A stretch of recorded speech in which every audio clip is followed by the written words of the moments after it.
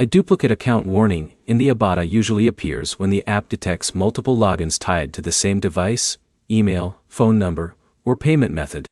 By the end of this, you'll know why duplicate accounts get flagged, how to confirm which account is active, and the exact steps to fix it without losing access to your cashback balance. Start with the most important point. Ibotta doesn't allow multiple accounts per user because rewards are tied to identity verification.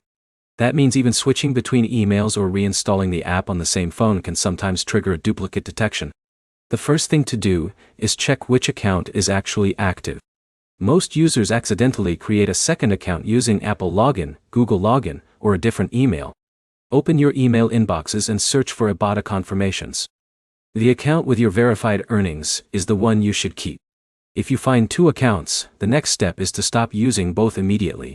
Continuing to log in and out can make the system keep flagging your profile as duplicate activity, which can lock access temporarily. Once you identify your main account, make sure you fully log out of the secondary one on every device. Then uninstall and reinstall the app to clear stored login data that might keep switching you back to the wrong profile. Another key issue is phone number or payment method overlap. If both accounts share the same PayPal or same phone number, the system automatically links them. In that case, you'll need to consolidate everything into one account and remove access from the duplicate. If the app has already restricted your account, don't try repeated logins. That can make the flag stronger.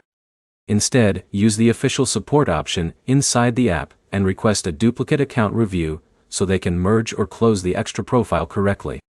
In some cases, the system flags accounts just because of device changes or travel activity.